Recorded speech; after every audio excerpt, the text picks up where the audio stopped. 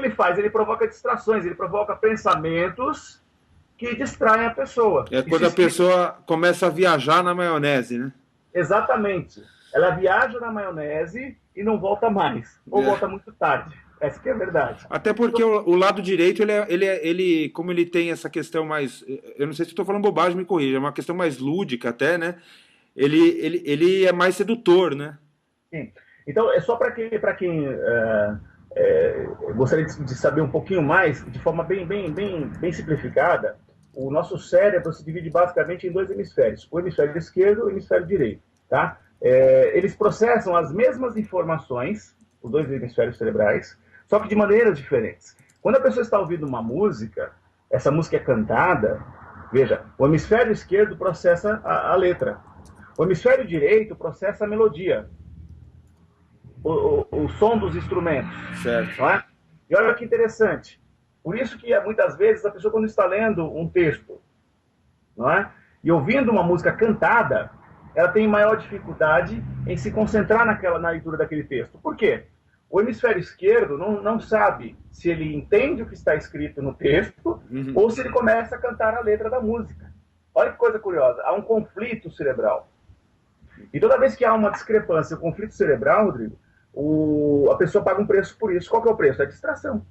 Quer dizer, ela não aproveita nem vamos dizer, o sabor dessa música, nem o sabor da experiência do livro que ela está lendo, né? Quer dizer, ela não consegue efetivamente curtir nada do que ela está fazendo no momento. Agora, você imagina se é uma leitura técnica, se é um contrato, se é um memorando, se é um material que a pessoa está preparando, né, para uma proposta para apresentar a um cliente, como é que ele vai se concentrar? Então, o que é recomendado? O mapa mental, ele funciona muito bem porque ele explora, além de palavras-chave, né, que o Felipe colocou bem aqui, o Felipe Gomes colocou muito bem, que elas funcionam como gatilhos de memória, tá? Sim. Essas palavras-chave são processadas pelo hemisfério esquerdo cerebral. Ok, tudo bem. O mapa mental também explora cores e imagens, que são os ícones. Esses ícones, essas imagens, Rodrigo, são processadas pelo hemisfério direito cerebral. Então veja que interessante. Durante a produção do mapa mental, né, ou durante a revisão do mapa que a pessoa já produziu, ela está trabalhando com os dois hemisférios cerebrais ao mesmo tempo. Perfeito. Então, veja, você envolve o hemisfério direito na jogada, na atividade, né? E ele não terá tempo para te distrair, rapaz. Isso é interessante. E daí a importância de quando você constrói um mapa mental, ele ter desenho, cor, isso é recomendado? Recomendado. E como que você vê mapa mental que é feito basicamente de texto, ou de palavra-chave, etc.? Olha, eu vejo que o mapa mental, em princípio, eu até digo isso para os meus alunos, olha, eu sei que no primeiro momento tem muitas pessoas que têm a resistência a desenhar alguma coisa, mas veja, gente, não é para você virar um Monet, né, um Pablo Picasso, ninguém está pedindo isso. Você precisa apenas desenhar ícones ou importar ícones de programas que tem disponíveis no software de mapas mentais ou em outros que permitem exportação. Gessone, Robinson. Oi. Tá um pouquinho baixo o volume, tá, se puder falar pra gente, tava um pouco mais alto. E agora? Melhorou. Desculpa te cortar, se puder retomar, mas puder falar um pouquinho mais alto para a gente poder captar direitinho. Obrigado. Vamos lá. Então, o que acontece? Para a pessoa que tem um mapa mental escrito com muitas palavras, né? Com palavras-chave, veja, não é que ela não pode, ela pode fazer isso. Não há problema nenhum. Mas seria melhor se ela acrescentasse ou até mesmo substituísse essas palavras-chave por um número maior de imagens. Porque quando a pessoa ela tem uma facilidade de criar imagens mentais, aquela palavrinha-chave que ela escreveu no mapa pode remetê-la a uma imagem. Só que se for uma palavra técnica de uma área específica que ela não domina, Rodrigo, a dificuldade de criar essa imagem é muito maior, concorda? Concordo. Imagina um estudante de direito, né? Ou mesmo um profissional que precisa guardar alguns termos técnicos, né? E de repente ele se depara com alguma palavrinha específica, ela, poxa, mas como é que eu faço para criar uma imagem para essa palavra e escrevê-la no mapa mental. Eu posso até escrevê-la, mas como eu crio imagem para essa palavra? Daí entram as outras técnicas mnemônicas. Então, a ideia é que a pessoa consiga combinar o maior número possível de técnicas de memorização ou mnemônicas, né, com o mapa mental. Porque o mapa mental, por si só, já é uma ferramenta poderosíssima. Certo. Né, que explora o pensamento radiante. Quais são os três pilares fundamentais do mapa mental? É o pensamento radiante, né? Para quem está tendo o primeiro contato com essa ferramenta, nota que ele lembra muito a estrutura de uma árvore, né? Onde você tem a ideia principal no centro, né? No desenho. Que seria o tronco, representaria o tronco, tem um exemplo aí na tela, não é? Esse exemplo aí, exatamente. E desse tronco saem os galhos, que apoiam as ideias secundárias, daquilo que a pessoa está lendo, ou daquilo que ela já leu.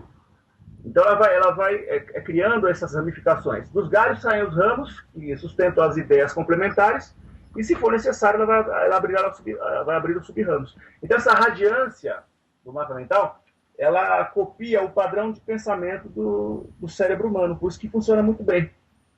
Perfeito. Até aqui nesse exemplo a gente vê a questão de como ele é desenhado, brinca com a questão das cores, que a cor também ela é super importante, né, para você conseguir, para cada um dos ramos, né, cada cor, né? As cores e as imagens são processadas pelo hemisfério direito cerebral, enquanto que as palavras-chave são processadas pelo hemisfério esquerdo. Quando a pessoa está produzindo um mapa como esse que você mostrou aí, que está perfeito, ela está operando com os dois hemisférios cerebrais, provocando um aumento do estado de concentração bem significativo. Não é? Então, isso garante um aumento de performance, né, no trabalho, na área acadêmica, no dia a dia da pessoa. Você falou de utilidades, né? Nós temos aí várias utilidades para o mapa mental, como o gerenciamento de informações, né? Certo. Para a confecção de listas, de evidências, de dados, listas de compras que se citou, lista de atividades. A pessoa ela pode também fazer anotações como resumos em forma de mapa mental. Não é? Ela tem dificuldade de guardar aquela matéria, ela pode fazer uma organização gráfica através do mapa, porque no mapa mental ela pode estabelecer relações, fazer associações, comparações, isso é interessante. Lista de compras, né? Reportagens de TV, rádio, jornal, revista, registro de minutas de contratos, negociações, apresentações em forma de mapa mental. Hoje, as minhas apresentações, Rodrigo, eu faço o quê? Primeiro eu rascunho um mapa mental, e aí vale você usar só palavras-chave, porque é um mapa rápido, né? Sim. Eu utilizo apenas uma cor de caneta, só que na minha cabeça eu já criei imagem para cada palavrinha-chave. Aí que está o segredo. Perfeito, porque você chegou no estágio tal que teu cérebro já está treinado a... Quando você está construindo, as imagens também estão vindo na sua cabeça. Mentalmente. Então, o Felipe também faz isso muito bem. O mapa dele foi o melhor mapa eleito pela turma na ocasião, no ano que ele estudou comigo. Excelente. Porque ele tem essa facilidade de criar as imagens, opera muito bem com o hemisfério direito cerebral. Então, veja, tem pessoas que têm uma predisposição maior para a criação de imagens. Quando a pessoa não tem tanta facilidade em criar isso mentalmente, o ideal é que ela importe imagens, ou que ela faça um desenho rápido que represente para a pessoa aquela informação que ela quer guardar. Não precisa que aquele desenho seja perfeito. Basta que ela se lembre daquele desenho, daquele ícone, daquele símbolo, né? Agora, é muito importante, Rodrigo, ressaltar o seguinte: a partir do momento que a pessoa cria uma simbologia própria, ela cria também a sua legenda, né? Porque depois de algum tempo, ela vai consultar aquele mapa e vai precisar saber o que representa cada desenho, cada ícone, cada símbolo, né? Perfeito. Ela vai revisar o mapa para se lembrar da pauta de uma reunião, ou enfim, de uma aula importante, ou até mesmo da matéria para a prova. Ela vai olhar para aquele mapa e falar assim: nossa, mas quem desenhou isso aqui? Sabotaram o meu mapa, não fui eu. Né? Então é importante ter essa legenda, né? Perfeito. Tá? Bom, entendi, bacana. Essa explicação acho que cobre... Sim, por favor. Ressaltar na área profissional, que o seu público também, em sua grande parte, são muitos empresários. Ela é uma ferramenta muito utilizada, como a minha área é publicidade, né? Ela é muito utilizada um departamento de criação para confecção de brainstorming. Sim. Para solução de problemas. Perfeito. Né? Até quando eu mesmo, quando vou fazer um projeto de consultoria, né, seja para fazer um projeto de um site, ou então um projeto mesmo mais abrangente, eu parto também do mapa mental. Com certeza, o mapa mental é aquilo que a gente vai... Na verdade, eu faço ainda um brainstorming com palavras mesmo jogadas e eu vou estruturando aquelas palavras e aquele pensamento no mapa mental. E a partir dele, as coisas realmente vão deslanchando, né? Também. O Felipe, que gostaria de falar aqui também, ele tem algumas observações aqui. Diga lá, Felipão. Vamos lá, Rodrigo. Sim. Alguns pontos importantes aí que podemos ressaltar com relação ao mapa mental é que temos hoje essa vasta biblioteca aí na internet de softwares que ajudam as pessoas que não sabem desenhar ou que não têm habilidade com desenho ou até mesmo aquelas que não gostam de desenhar. Mas um ponto-chave muito importante é as pessoas trabalharem com papel sulfite, canetas hidrográficas coloridas e lápis de cores. Por quê? Quando a gente utiliza da técnica do mapa mental, existe tipo como se fosse uma festa no cérebro. Por quê? Ocorre a sinestesia, que é a mistura dos sentidos. Sinestesia com S, tá? Porque a sinestesia com C são os movimentos que a gente faz da escrita. Certo. Então, se nós fizermos aí uma das junções da programação linguística, que é identificar no ser humano qual o canal de aprendizagem mais desenvolvido, que é o auditivo, aquele que aprende mais pela escuta, o visual, que é aquele que aprende mais pelo olhar, ou pela sinestesia com C, que são os movimentos da gente estar escrevendo. Como nós estamos utilizando do mapa mental, é por isso que entra de uma forma até lúdica, de brincadeira que eu usei, que é como se fosse uma festa cerebral. Por quê?